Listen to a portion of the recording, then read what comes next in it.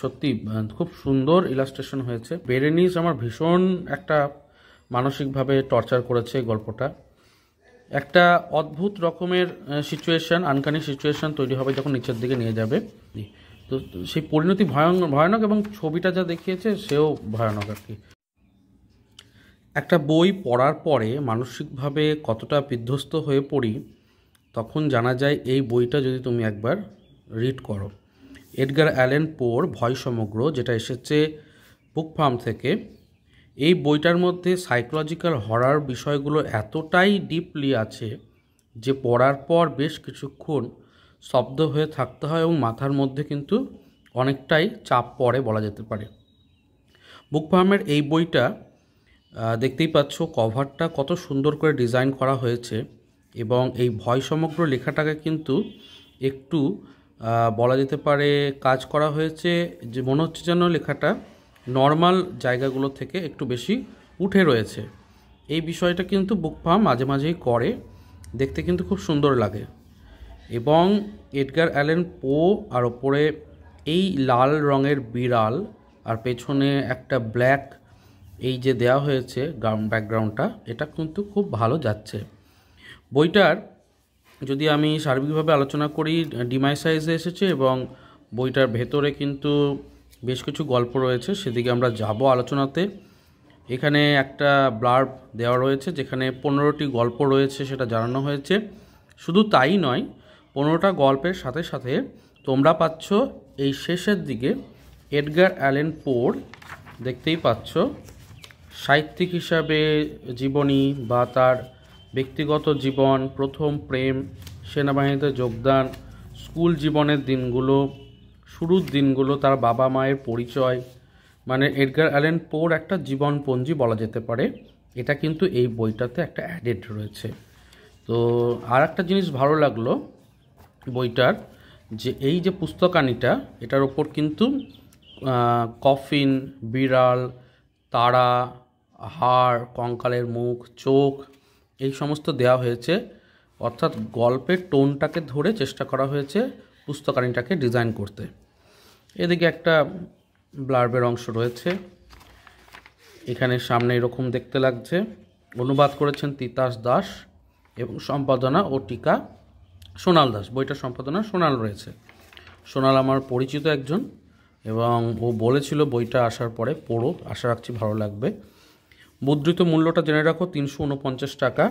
সম্পাদকের জবানবন্দি অংশটাতে পরিষ্কার জানানো হয়েছে যে এডগার অ্যালেন পো কী ধরনের গল্প লিখতেন এবং এই গল্পগুলোতে যেভাবে বলা যেতে পারে গথিক হরার, ভিক্টোরিয়ান গথিক হরার গল্পগুলো প্রকাশ পাচ্ছে, যেখানে ভয়ের আবহ তৈরি হচ্ছে, ভয়ের একটা সিচুয়েশানে মানুষ পড়ছে, সাইকোলজিক্যালি একটা ব্রেনের ওপর চাপ পড়ছে পাঠকের।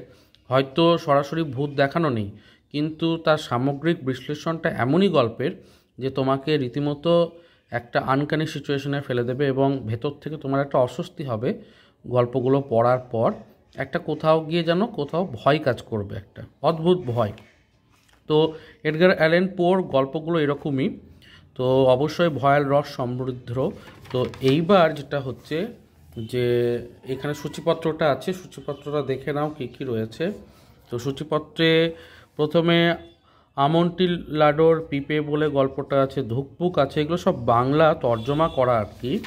এবং গল্পগুলো যখন শুরু হচ্ছে তখন এই যে দেখতেই পাচ্ছ, মানে প্রত্যেকটাতে ইংরেজি নামগুলো রয়েছে, মানে যে মূল গল্পটা রয়েছে সেই ইংরেজি নামগুলো রয়েছে। দ্য কাস্ক অফ আমন্টিলাডো, তারপরে এর পরে যেটা রয়েছে দ্য টেল হার্ট, ধুকপুক নাম দেওয়া হয়েছে। এবং যেটা বলতে ভুলে যাচ্ছিলাম, এই গল্পটাতে পিপের বড় ভূমিকা রয়েছে, সেই জন্য পিপের চিহ্ন দেওয়া আছে।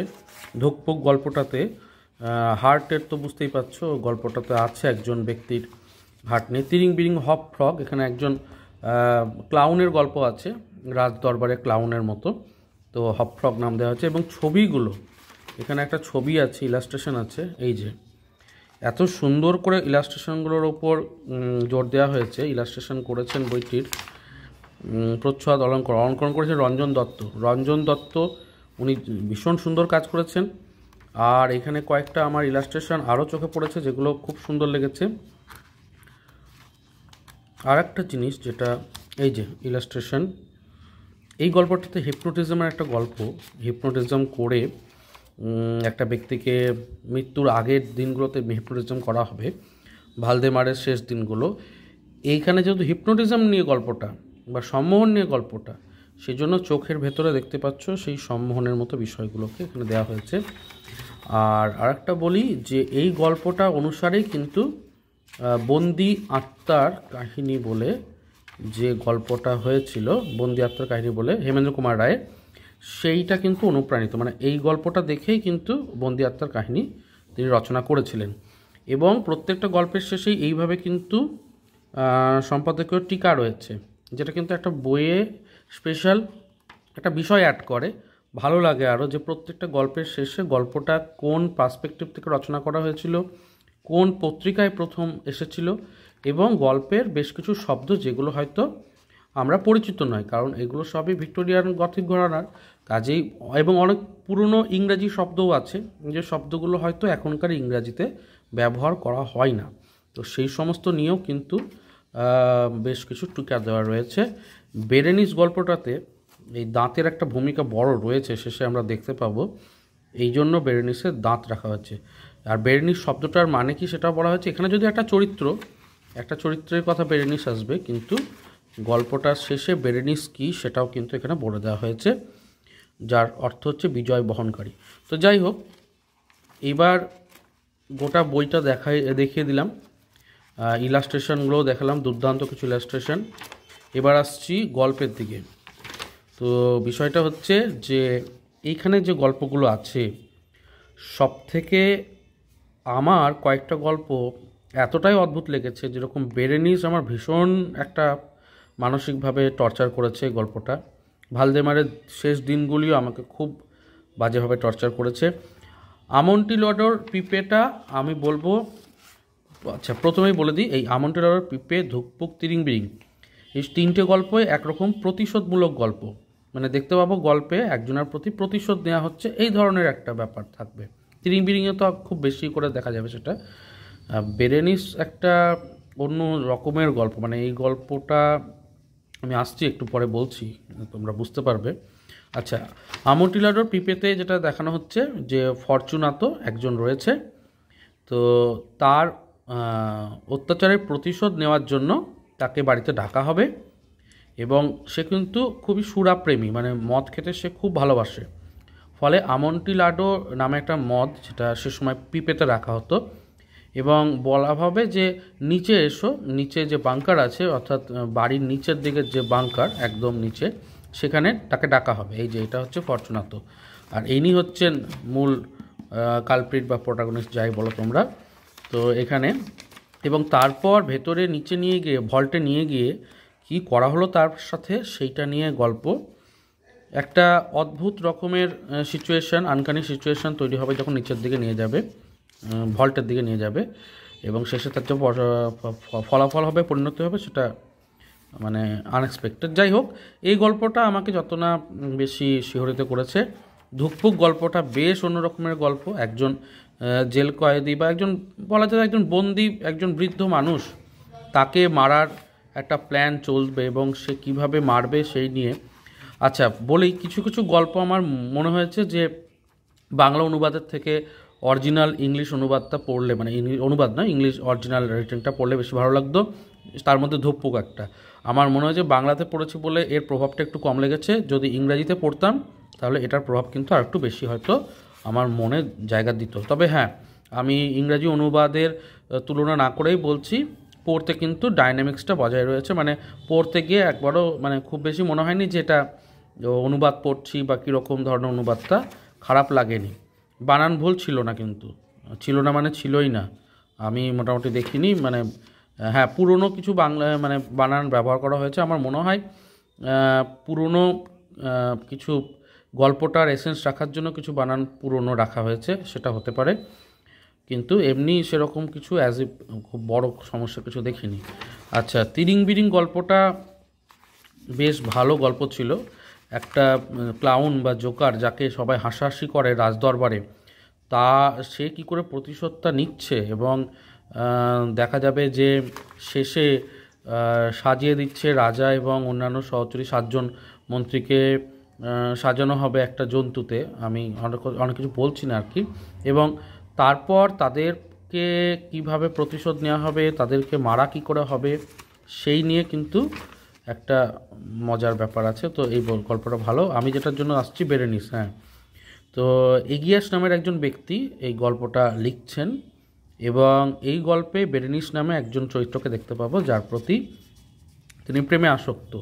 কিন্তু সেই প্রেমটা কখন? প্রেমটা হচ্ছে যখন বেরেনিসের অবস্থা খারাপ, দিন দিন তার যৌবনের দিনগুলো হারিয়ে আসছে এবং সে আরও দেখতে খারাপ হয়ে যাচ্ছে বলা ভালো, তখন তার প্রতি আকর্ষণটা নেমে আসবে। কারণ হচ্ছে ছোটোবেলা থেকেই এগেনিস যে পরিবেশে বড় হয়েছে, তার বাবা গত হয়েছিলেন এবং তিনি শুধু গল্পের বই পড়েছেন, এমন গল্পের বই যেগুলো ভৌতিক আনকানি জগতের বা বলা যেতে পারে অপার্থিব জগতের এই সমস্ত। ফলে তার মাথাতে সৌন্দর্যর ব্যাপারটা যত না আকর্ষণ করে, কুৎসিত বিষয়টা তার বেশি আকর্ষণ করে আর কি।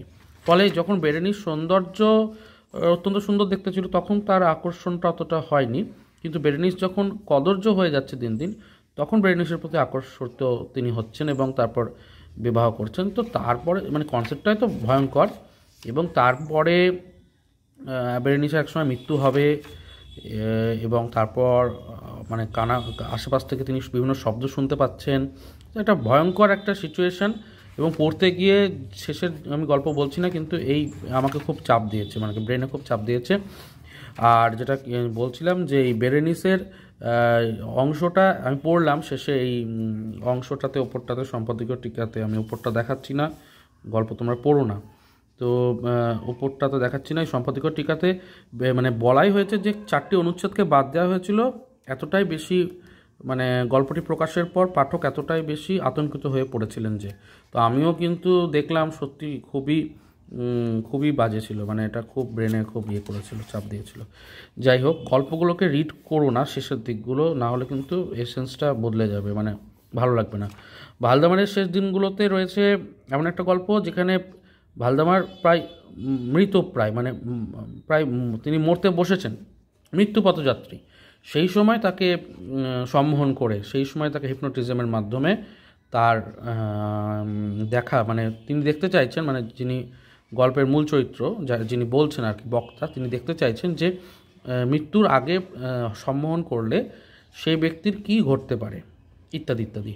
তো সেই পরিণতি ভয়ানক এবং ছবিটা যা দেখিয়েছে সেও ভয়ানক আর কি।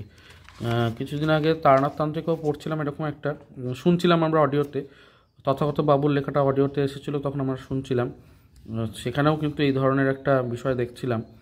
তো সত্যি খুব সুন্দর ইলাস্ট্রেশন হয়েছে। তো আরও কিছু গল্প রয়েছে, এবার ভিডিও আবার বড় হয়ে যাচ্ছে। তো যাই হোক, আমি কয়েকটা গল্প বললাম, কয়েকটা ছবিও ইলাস্ট্রেশন দেখালাম। এডগার অ্যালান পোর গল্প প্রত্যেকটাই ক্লাসিক এবং অবশ্যই এডগার অ্যালান পোর গল্প বই পড়া উচিত। আর হ্যাঁ, বলতে ভুলে যাচ্ছিলাম, এই বইটাতে এমন গল্পগুলোকেই নেওয়া হয়েছে যেগুলো সত্যি ভয়াল রসের বা সত্যি একটা ভয়ের আবহ তৈরি করে, সেরকম গল্পই নেওয়া হয়েছে। কাজেই সব গল্প পাবে না, আবার এটাও ঠিক যে গল্পগুলো পাবে সেগুলো কিন্তু ভয়ের। তো এটা একটা ভালো ব্যাপার। আর এই ভেতরেও কিন্তু দেওয়া আছে, অর্থাৎ কস্ট কাটিং না করে সুন্দরভাবে তৈরি করার চেষ্টা করা হয়েছে। তোমরা জ্যাকেট খুলেও পড়তে পারো, অনেকে জ্যাকেট খুলে পড়তে পছন্দ করেন, মানে খুলে পড়লাম যে তারপর আবার পরে এটাকে জ্যাকেটটাকে লাগিয়ে আবার রেখে দিলাম, এরকমও অনেকে করেন। তো ঠিক আছে, সেদিক থেকে বইটার মোটামুটি সব কিছুই ভালোভাবে করা হয়েছে, খুব ভালো এডিটেড, ভালো লেগেছে বইটা পড়তে, হাতে দিতে। তো যাই হোক, এই ছিল আমার আজকের একটা ছোট্ট আলোচনা। কেমন লাগলো অবশ্যই জানিও। এরকম করে যদি অন্যান্য বইগুলো তো রিসেন্টলি কিনেছি, সেগুলো যদি দেখতে চাও জানিও।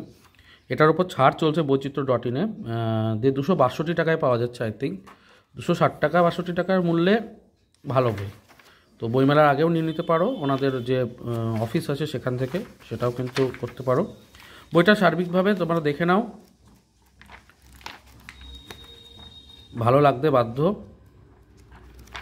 তো যাই হোক, ভিডিও এখানে শেষ করলাম। সাবস্ক্রাইব করো ভালো লাগলে, সামনে বেশ কিছু এরকম রিভিউ আসবে। দেখা হচ্ছে পরের পর্বে। ভালো থেকো, সুস্থ থেকো আর বই পড়তে থেকো। ধন্যবাদ।